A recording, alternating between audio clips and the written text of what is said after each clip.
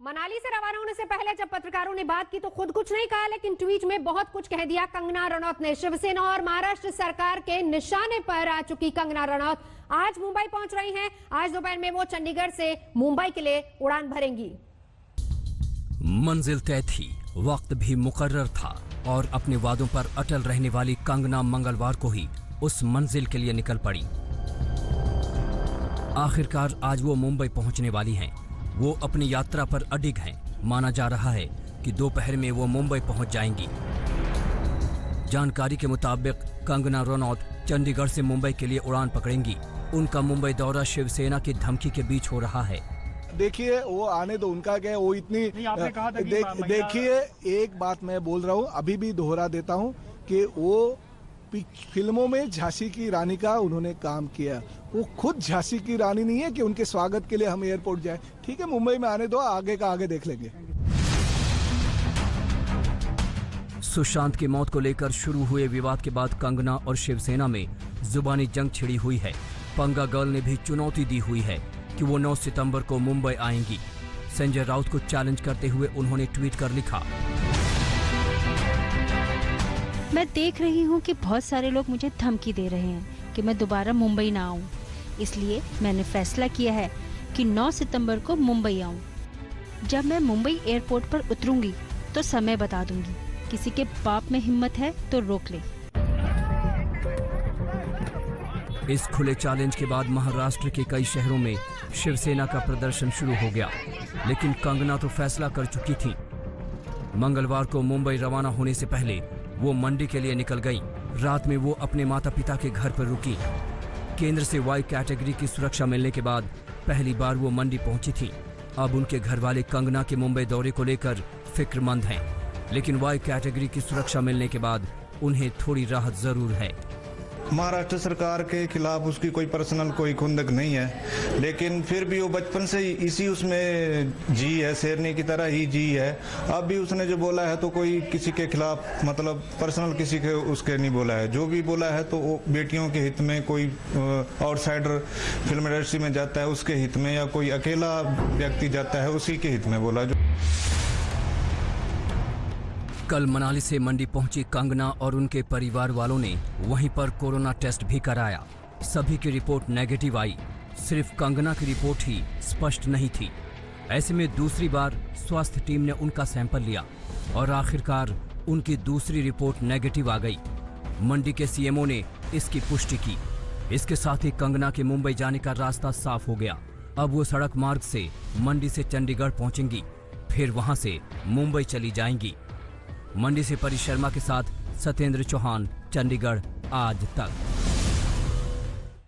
और इस बीच बात रिया चक्रवर्ती की भी कर लेते हैं, क्योंकि आरोपी नंबर 1 रिया चक्रवर्ती की रात एनसीबी के दफ्तर में कटी है और उसे अब से कुछ ही देर बाद भायखला जेल में शिफ्ट किया जाएगा। जेल मैनुअल के मुताबिक रिया को एनसीबी दफ्तर में बीती रात रखना पड़ा। जैसे किसी कैदी की रात में जेल से रिहाई नहीं होती है, ठीक उसी तरीके से जेल नहीं ले जाया जाता। और कुछ ही देर बाद आपको यह भी बता दें कि भायखला जेल में शिफ्ट किया जाएगा। लेकिन इस बीच ये भी बता दें कि रिया की जमानत अर्जी खारिज कर दी गई थी। कल 22 सितंबर तक जेल में रहना होगा।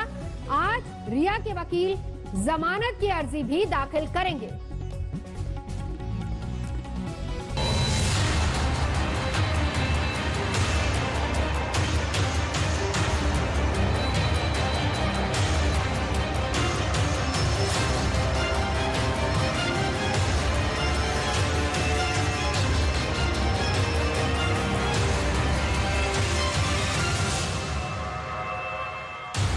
मुंबई में एनसीबी की इस दफ्तर की चौथी मंजिल पर कटी रिया की रात। जाना तो जेल था, लेकिन एडिशनल सीजेएम अदालत का फैसला आते आते देर हो गई। लिहाजा रिया को जेल न भेजकर एनसीबी के दफ्तर में ही रखा गया। यहीं पे बैठी हुई है रिया चक्रवर्ती, यहीं पे होंगी रिया चक्रवर्ती, और रात को इसी चौथी मंजिल पे उनको एक कमरा मुहैया कराया जाएगा सारी औपचारिकताओं के साथ। जो एक आरोपी को फैसिलिटी मिलती है वो उनको मिलेगी जब वो रिमांड में लिए जाते हैं। और यहाँ पे आप देखिए लाइट जल रही है, खिड़की भी खुली हुई है, पंखा नजर आ रहा है। अगर जूम इन करें परविंदर आप तो दिखाएं, इसी चौथी मंजिल पर रिया चक्रवर्ती रात बिताएंगी। आज कुछ देर बाद रिया को भायखला जेल शिफ्ट किया जाएगा। इस बीच रिया के वकील सेशन कोर्ट में फिर से जमानत की अर्जी दाखिल करेंगे। अगर कोर्ट ने बेल दिया तो ठीक, नहीं तो रिया को 14 दिनों तक यानी 22 सितंबर तक सलाखों के पीछे ही रहना होगा। The Honorable Court has granted Riya Chakrabarti judicial custody till 22nd of this month. Court के आदेश के अनुसार शी विल बी हियर और कल मॉर्निंग में उनको पेश कर दिया जाएगा जेल।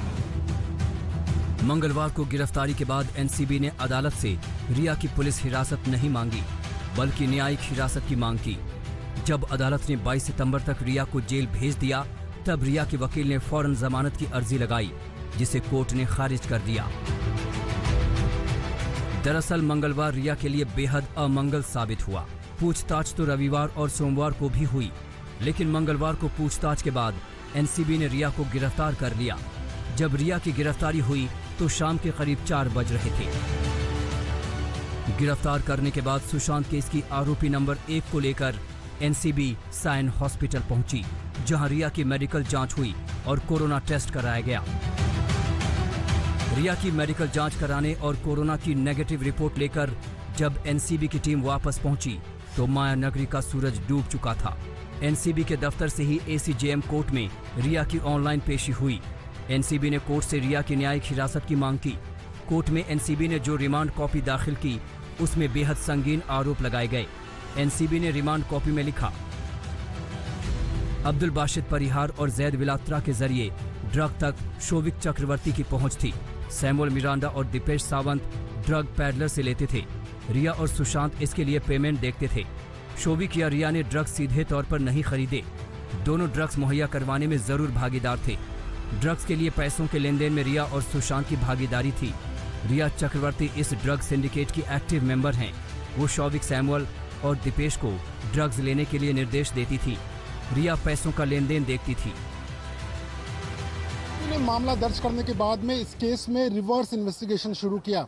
सबसे पहले उन्होंने इस मामले में उन ड्रग पेडलर्स को पकड़ा जो कि सैमुअल मिरांडा, दीपेश सावंत और उसके साथ साथ शौविक चक्रवर्ती को ड्रग्स मुहैया कराया करते थे। इसके बाद में शौविक चक्रवर्ती, दीपेश सावंत और सैमुअल मिरांडा ने अपने बयान में रिया चक्रवर्ती का नाम लिया और रिया चक्रवर्ती से जब पूछताछ शुरू हुई तो उन्होंने इस बात को कबूला कि ड्रग्स जो है वो मंगाती थी और उसके बाद में सुशांत सिंह राजपूत को मुहैया कराती थी।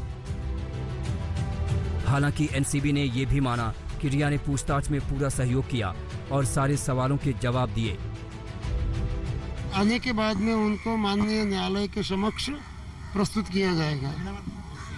जहाँ तक आपने अभी किसी ने पूछा रिमांड के बारे में, तो हमें उनके रिमांड की आवश्यकता, पुलिस कस्टडी रिमांड की आवश्यकता नहीं है। 3 दिन से जो क्वेश्चनिंग हुई है, we are satisfied with that and we have applied for judicial custody. आज का दिन रिया के लिए बेहद भारी साबित हो सकता है। हालांकि एनसीबी को अब फौरन कोई पूछताछ नहीं करनी है, लेकिन अगर उनकी जमानत अर्जी खारिज होती है तो उन्हें 14 दिन सलाखों के पीछे गुजारना होगा। मौसमी सिंह, चित्रा त्रिपाठी, मुनीश पांडे, दिव्येश सिंह और पंकज उपाध्याय के साथ अरविंद ओझा, मुंबई आज तक। नमस्कार, मैं हूं अंजना ओम कश्यप। हमें उम्मीद है ये वीडियो आपको पसंद आया होगा। लेटेस्ट खबरों के लिए यूं ही देखते रहिए आज तक और इस वीडियो के पसंद आने पर लाइक, शेयर एंड सब्सक्राइब करना ना भूलें।